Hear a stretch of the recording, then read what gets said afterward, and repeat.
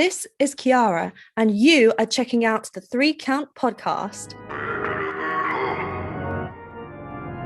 Weighing in at an unbelievable weight that you might hate, but you can't even Dang, high pass, we find that drag ball at.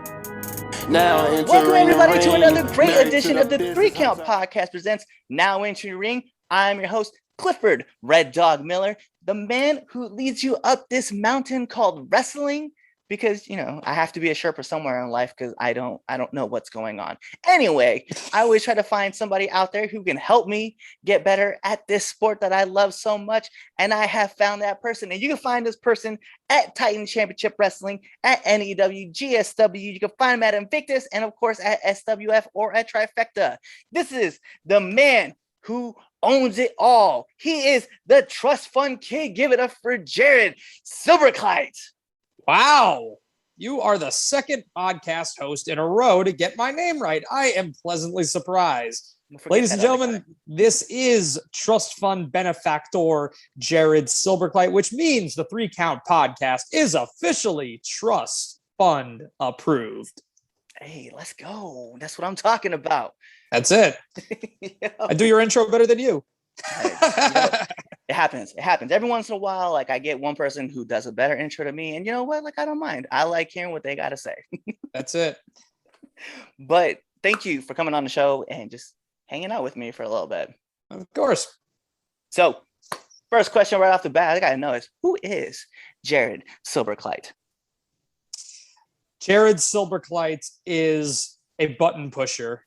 Jared Silberkliet is I pride myself on being the most obnoxious person in professional wrestling.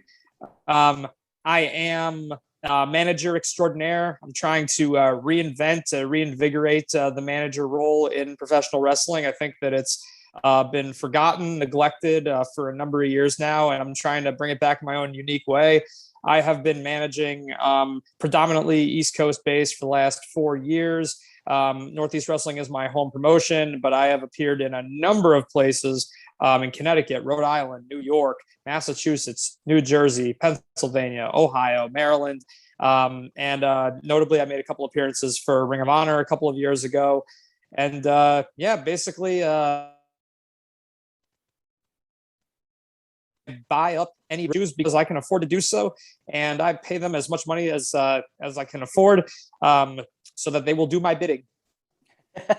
I like it, man. I like it a lot. So I'm just very curious, man. How did you get into the sport? So I started off in professional wrestling when I was about 16 years old as a ring announcer. Basically, there was an independent promotion that was running not too far from my high school. And I had some friends who they were friends with some of the wrestlers on the show. I wanted to get into sports casting, so I thought it would be a great opportunity to get some public speaking experience. And I did that for a few years, kind of as just a side weekend thing for a little while. And then in 2017, the opportunity came about to manage. There was a manager working for Northeast Wrestling at the time who got injured and had to pull off of a double shot weekend. And so the opportunity was presented to me saying, hey, you've been, you've been on the microphone, doing announcing, commentary, interviewing, all this stuff. Try your hand at cutting promos. We've got this role for you. And it was kind of sink or swim. There were a couple pretty high profile events. I remember my first weekend back in June 2017, and it just kind of stuck. It clicked. It felt good, felt natural, really seemed to get over. And I was having more fun than anything I'd ever done previously. So ever since then, it's really just been off to the races. I like it. I like it a lot, man. So being that you're a manager, I'm sure you probably taken one or two, a few of these. I need to know, what's the worst bump you've taken? The worst bump I've taken ever. I would say was probably when a guy named Jeff Starr gave me a swanton bomb. Jeff is based out of more upstate New York, like Albany area. And we were so it was a Northeast Wrestling show in the Troy, I forget, it was a minor league baseball stadium in Troy, New York. I forgot the name of the team, but it was about 3 years ago. And basically at the end of the match, this is when Wrecking Ball Legursky, I was representing him. He was the Northeast Wrestling Heavyweight Champion, and he defended against Jeff Starr. It was his hometown, so in front of all his friends and family. And after the match, he ended up getting his hands on me. He gave me a super kick, and then he gave me a swanton bomb. And this is a very, very jacked up, muscular guy. So, when you got lats, like 5 feet wide or whatever, and you got all that weight just coming crushing down on you, that was extremely painful. And my ribs were aching for like a month or two. Damn. Yeah. Yeah. All body on your body. Because you're getting squished. Yeah. You know what I mean? Yeah. I've had one of those happen. I'm like, yeah, it's not good. It's not good. It doesn't feel great at all. So I'm curious, man. Like, so then from worst bumps, like, I gotta know, like, what's the hardest you've ever been hit? Hardest I've ever been hit? I would actually have to think back to and this was actually not a manager spot for me, but basically a couple of years ago for Ring of Honor, I was actually I was doing security for them at one show, and basically there was a segment where Maria Manic was going to she beat up me and like 5 other people. She was this crazy unhinged monster, and they had her she just beat up all these security guys. And I just remember she smacked the heck out of me, just so stiff. And like if you look at on camera, like my face is beat red. She's got me up on her shoulders in a torture rack, and I look like I'm my face looks like a cherry tomato. And yeah, that was actually one of the hardest times I've ever been hit by anybody is by her. So yeah, she packs a punch. Damn. Damn. That's crazy. So I'm curious then. So we can go from like hardest hit. I'm just genuinely curious. What's been like one of the hardest lessons you've had to learn in the sport? Hardest lessons I've had to learn. I would say, somebody asked me this on another podcast recently. The biggest takeaway that I have from professional wrestling, over my 11 years being involved in any capacity, and more specifically my last 4 years as a manager, communication is key. Whether you're talking behind the scenes, whether you're talking about training, whether you're talking about during an event, while you're out there at ringside communicating with the guys that I'm managing and the guys that we're working with, it really is a collaborative effort. It's a team effort. And I would say that early on, when I was managing, there were certainly some communication, gaffes on my part. Everybody, we all have those bloopers, especially when we're first getting started. And I just remember there was, a couple of those, a time or two, where I just kind of made it a point, like, okay, the takeaway here is listen. If you do everybody is on the same page, and everybody does exactly what they say they're going to do or what's asked of them, chances are everything's going to go off pretty smoothly. So that's probably the hardest lesson and the most important lesson that I've ever learned. Because it is hard, because sometimes, you only learn by making mistakes, and the key is to not make the same mistake twice. Yep. No, I like that a lot. That's a great lesson to learn. So yeah. Seeing that, man, I'm very curious. And do you have, because I know a lot of people who are on the shows, right? They don't usually eat before the shows. They always try to have like that post-match meal, or even if post-match snacks. I'm very curious. Do you have a post-match meal, post-match snack that you have to have after a show? Nothing in particular. I would say there's some guys that will meal prep and, bring meals with them backstage. Personally, I could never do the cold food. I never like that. And I'm somebody that meal preps pretty strictly during the week, but I kind of do that so that when I'm, on the go on the weekends, particularly on the road for wrestling, I find that like I can be a little bit looser with the diet because I'm so stringent about it Monday through Friday. But generally speaking, if I got something in the locker room, I don't like to do the cold meals that are, all packed up in the Tupperware or whatever. I'll do that for home, but some people will eat that like, room temperature, cold, not my thing. I will just kind of go for bars and Lenny and Larry complete cookies. Those are road fuel right there. because they're pretty dense calorie wise. You know, one of those is like 400-ish, so that'll hold you over for a minute. Quest bars are another go-to. And then wherever we wind up eating after the show, I will say that I pride myself on being able to enjoy a Western omelet at any time of the day, whether it's 7 a.m. or 2 a.m. No, I feel you. I feel it on that last one. Like I'm a huge omelet kind of guy. So that if I find a place that has an omelet that I've never tried, it's the instant go-to. I'm like, you can never go wrong. Hard to screw Yeah. it up. And we are so privileged, right, on the East Coast. We're so blessed to be able to have these 24-hour diners. I grew up, I've lived here my whole life, in Connecticut, my whole life. And it was a culture shock to me to find out that other parts of the country, they don't have that. They're lucky if they have a Denny's. Yeah, it is very unique. I know, like, I and it sounds weird when I say that, but yeah, I've been blessed to kind of go all around the US, and my favorite spot, man, there's this place in Hawaii that's called Boots and Kimos. Is like the greatest spot ever for breakfast, but it's only open from like 6 a.m. to 2 p.m. And here's the craziest part though, if you get there at 7 a.m., you're not getting breakfast because that's how long the line is. So you have to get there early because everybody knows about this spot. But it's the only place in the entire island, or that I even know of, that you can get banana pancakes with macadamia nut sauce. And I'm like, that sounds absolutely delicious. That sounds like something. If I could give a shout out to Chip's Family Restaurant, all my Connecticut folks, they should probably know what I'm talking about if anybody's listening, because they were basically a local favorite in my hometown that I grew up in, Orange, Connecticut, and now they're a chain with multiple locations all across the state. And they have the best pancakes in town, in the state, actually, I would say, bar none. When I was a kid, like basically they would have 2 pages of the menu that were entirely dedicated to pancakes and all their different kind of concoctions. That banana macadamia nut sounds like something that they definitely would have had. But my personal favorite was the German apple. Oh man, that sounds, you know what? All right, man. Next time I come through Connecticut, which will probably be in November, I'm definitely gonna have to see if I can hop and hit me up, man. We'll go chow down on some pancakes. Let's do it. Yeah, no doubt.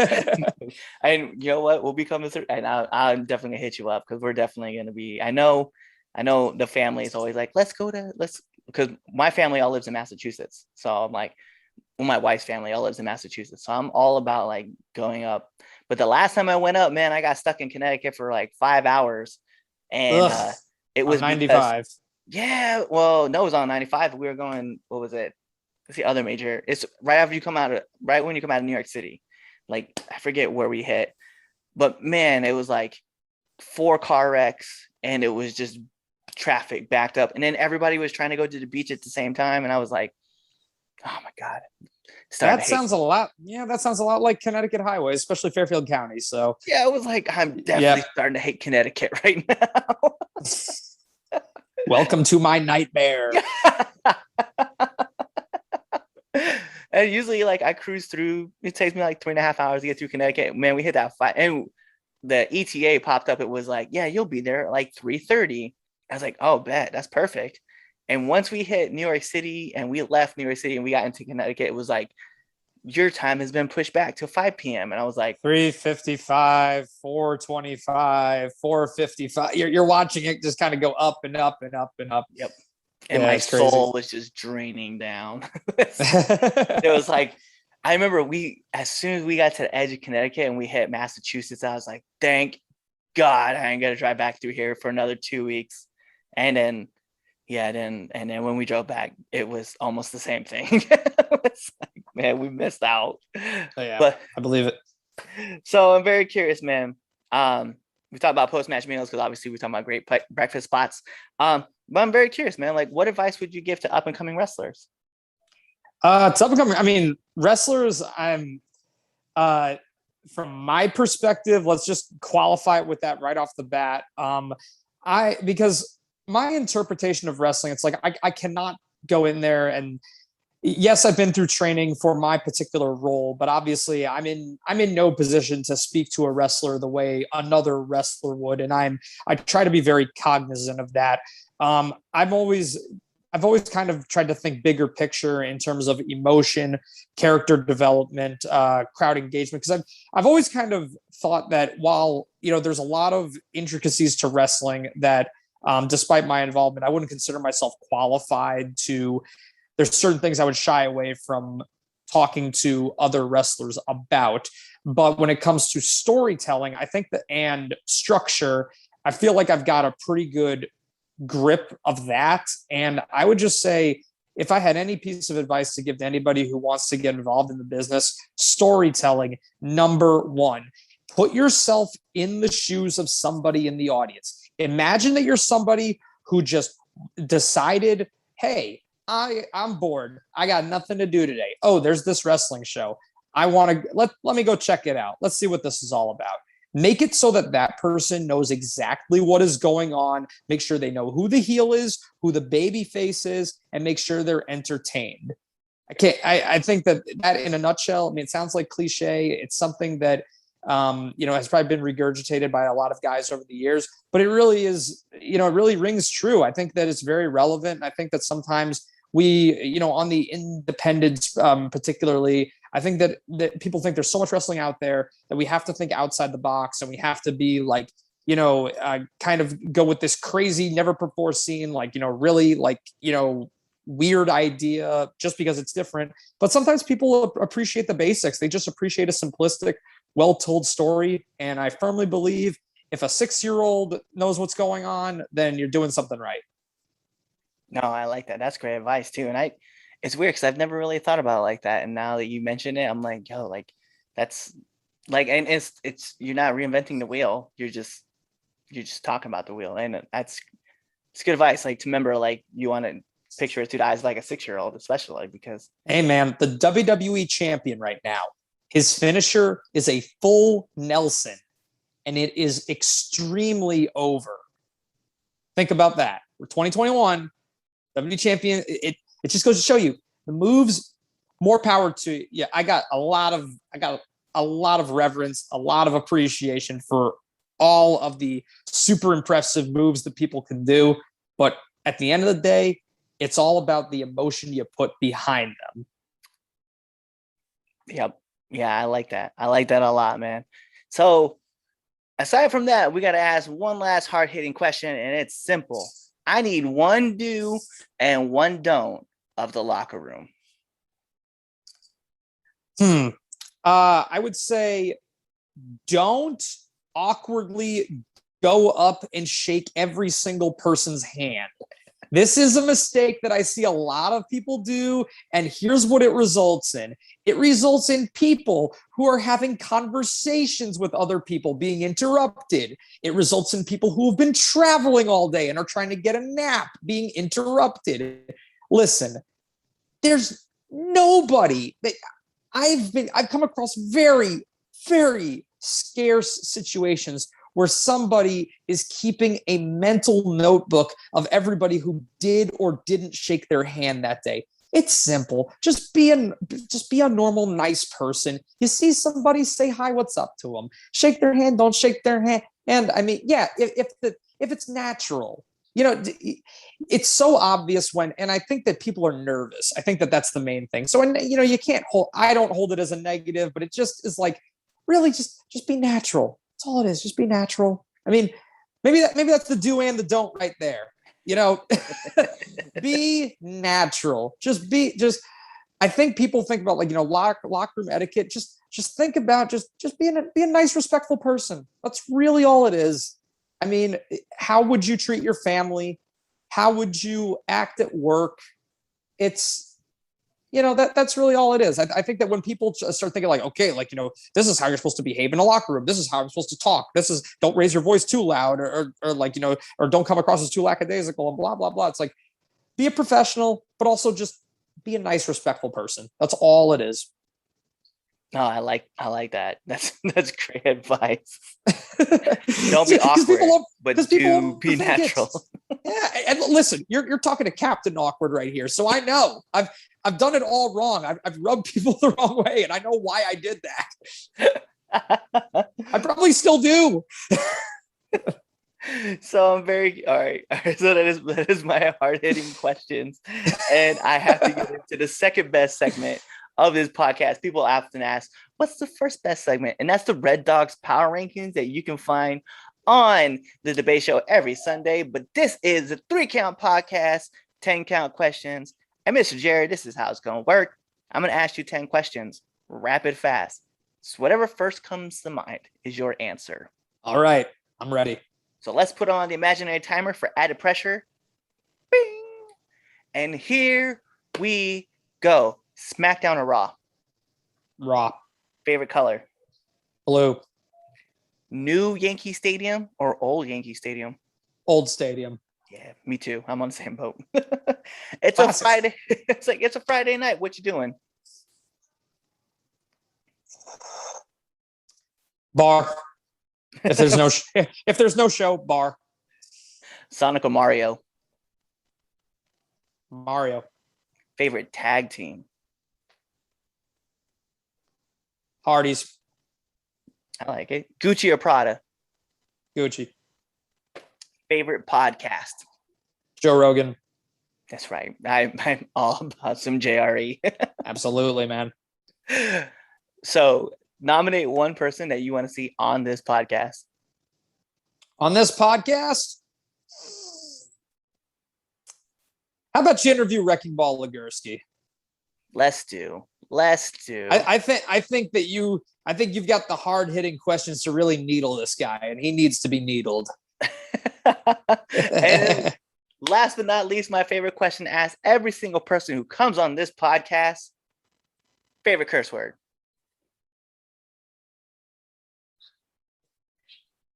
Oh, so we can swear. Yeah, this is a swear. Yeah, this is a swear friendly. Fuck.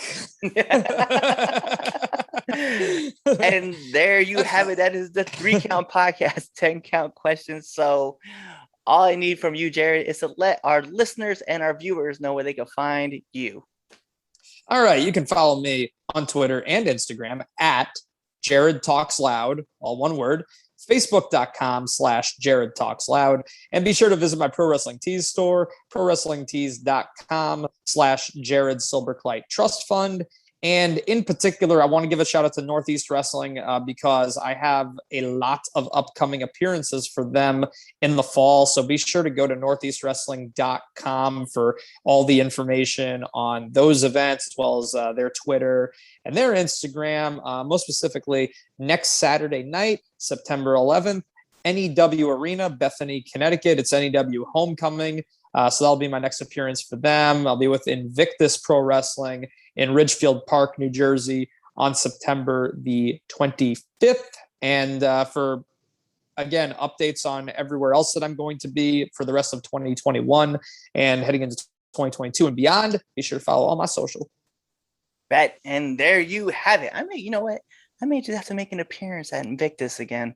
Just randomly show up and not really tell anybody. See what happens. You should. See what happens. Yeah. Let's see what happens. But that is it. This is it. This is how we wrap up the 3 Count Podcast presents Now Enter the Ring. And as I said, I'm your host, Clifford Red Dog Miller, the man who leads you up this mountain called wrestling. That's right. I am your Sherpa, but it's never about me. It's about the person who is now entering the ring. And as I mentioned, you see him. He's the trust fund kid. He's right here with me. His name is Jared Silberkliet. And you guys know what to do. Tune into the next episode and be there, or you just wait till this episode ends. You wait for the outro, and I guarantee you'll probably hear another one of our episodes. Be there or you're a middle classer.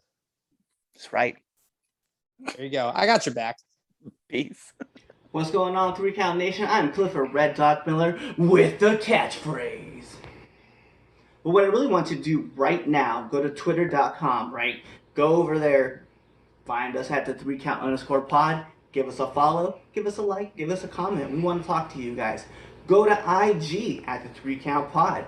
Give us a like, give us a follow, leave us a comment. We want to interact with you. Go to youtube.com, give a subscribe, turn the bell on, turn the notifications, leave a comment. We want to talk to you. Go to anchor.fm/the 3 Count Podcast, and in there, you can leave us a message, and we will talk to you. Basically, what I'm trying to tell you is that we want to talk to you. We want to have fun with you guys, and we love listening to what you guys have to say. Also, one thing I need you to do for me, the 3 Count Podcast also has merchandise.